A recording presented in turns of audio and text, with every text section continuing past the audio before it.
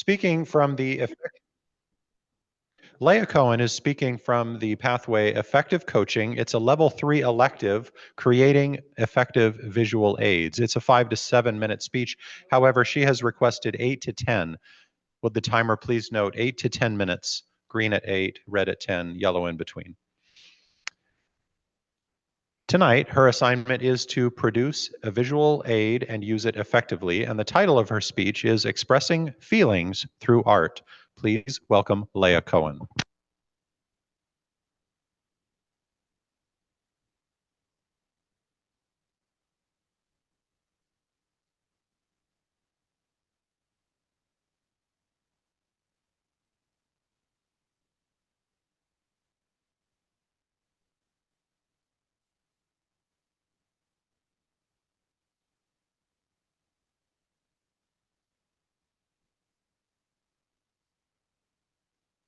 We cannot hear you.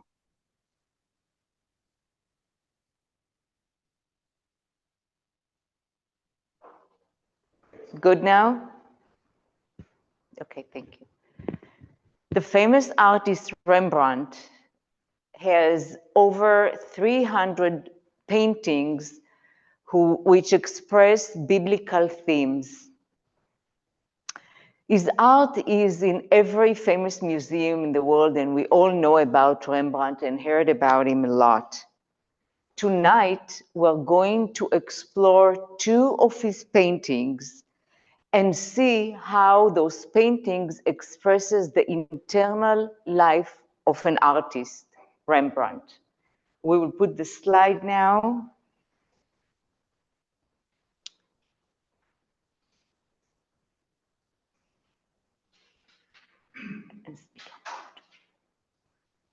They have to adjust it themselves. Oh, okay, I thought that's part of us. All right. What we see now on the screen is 2 paintings made by Rembrandt. And as you can see, they describe the same biblical story of the binding of Isaac from the book of Genesis that everybody knows. The first painting, as you can see, the earlier one was done at 1635 when Rembrandt was 30 years old. The second is an etching, which was done in 1655 when Rembrandt was 50 years old. Before we go into those 2 paintings, and again, they describe the same story, I want to take your attention not to the painting yet, but to the titles. The earlier painting is the sacrifice of Isaac. The second, the etching, is the sacrifice of Abraham. Rembrandt gave 2 different titles, 2 different focuses, topics to these 2 paintings. And it makes the whole difference. The question is, why? Who is making the sacrifice and who is being sacrificed? Who is the hero of each painting? Is it Abraham or is it Isaac? Let's look at the first one. As you can see, the title suggests that the center of the picture is the sacrifice of Isaac. Isaac is the hero and protagonist of this painting, as he wants us to focus on him, as the title suggests. He gives his life to the God of his father and is the ultimate sacrifice. It's the sacrifice of Isaac. You can also see how brilliantly Rembrandt used lights. He is famous with that, with light and dark in all his paintings, and it starts from the top left and takes us down, the stream of light takes us down through this angel here and to Abraham's face, down all the way here. It's like a spiral. It brings movement to the painting. We're in the middle of action. And where we end up, we are led to, with a stream of light, is the body of Isaac. And what is outstanding here. First, you see that this is the most illuminated piece of the art. The painting, it's striking. It puts most of the light on the bottom. And also, the whole second half of the painting is Isaac. All the rest is mostly in dark and it's smaller. He is the main focus where our eyes land. And he uses this light to illuminate and make our eyes of the viewer focus on that part, because Isaac is the sacrifice. He is the center of this painting. It takes most of the canvas, as I said. The title of the etching suggests that this is the sacrifice of Abraham. And what do we see here? The whole layout of this painting or etching is completely different. Abraham is in the center. He occupies most of the canvas, most of the space here.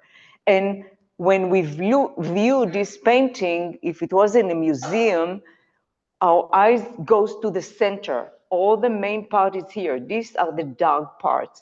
This is where our focus is. Abraham is in the center. Here, Abraham is the hero. Abraham is sacrificing. He is giving his most precious thing, not his life, but something more precious to him, his son. And you can see that the actual Isaac is only an object here. We don't see his face.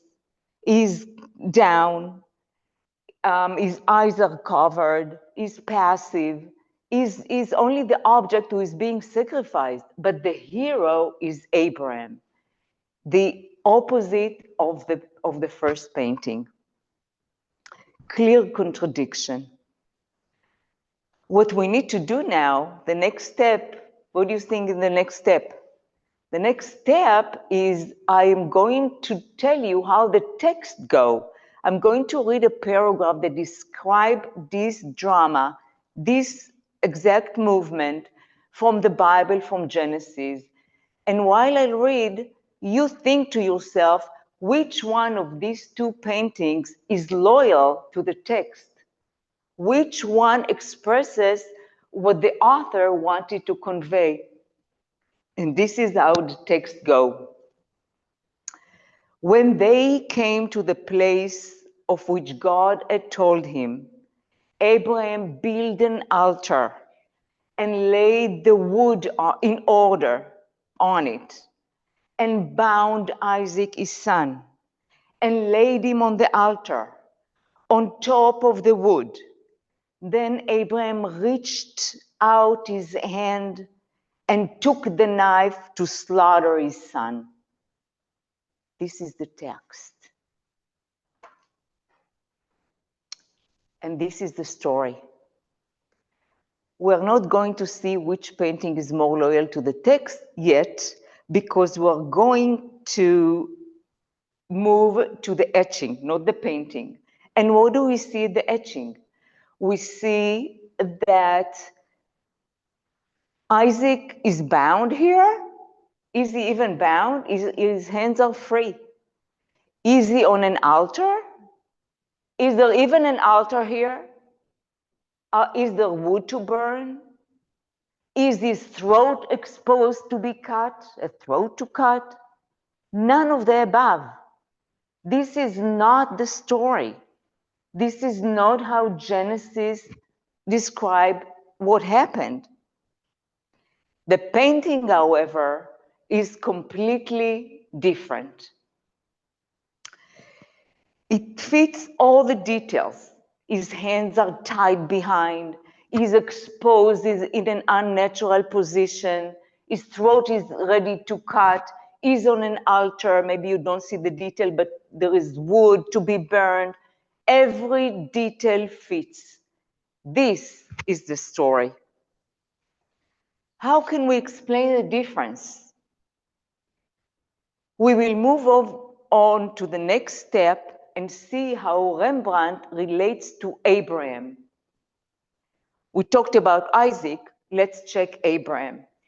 In the painting, Abraham is clearly in the middle of the move. He is ready to strike.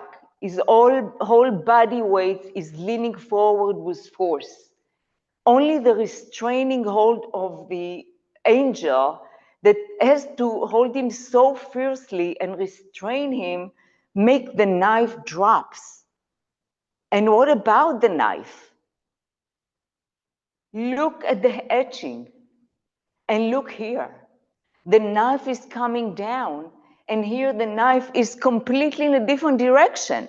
It's not even aiming to the throat of his son. You can see that this etching is completely different interpretation of the story. Abraham struggles and resists. He doesn't want to do it. His hands in his way. The angel doesn't have to restrain him. The angel doesn't even hold the hand with the knife. Completely different message. He cannot do it. It's not a father who is ready to strike.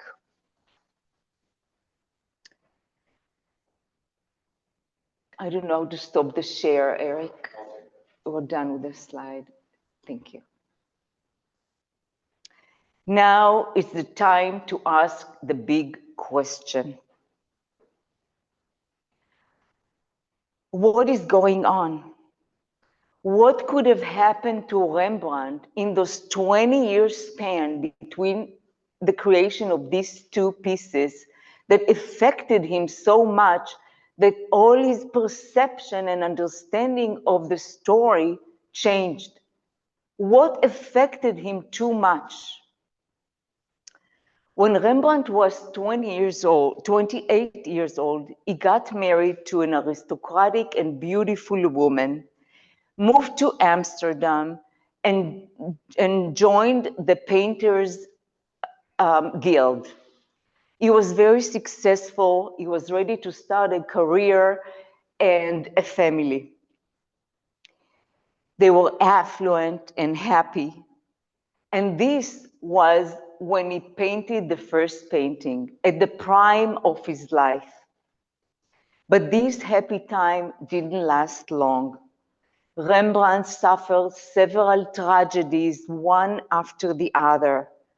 3 of his little children died at childbirth, or a few weeks after birth.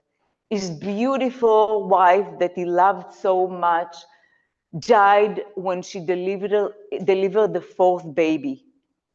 He was crushed. He was left alone with a newborn child, and he just got in a big depression and emotional breakdown. It changed him completely. He matured in 1 minute and gained deeper understanding of life. And he didn't take things for granted any longer. Only now he could understand the pain of a father who loses a child. Or he lost 3. Only now he could understand what Abraham was going through. And when he made the etching, it was at that time, 20 years after the happy time, when he was suffering and in mourning. And this explains why the 2 paintings are different. If I was Abraham, he might have thought, which Abraham would I be?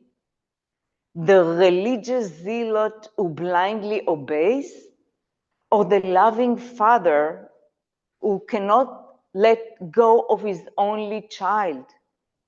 Would I be Abraham of the painting or Abraham of the etching? Which one would you be? Can you put yourself in Abraham's shoes? Can you put yourself in Rembrandt's shoes? Can anyone? Back to you.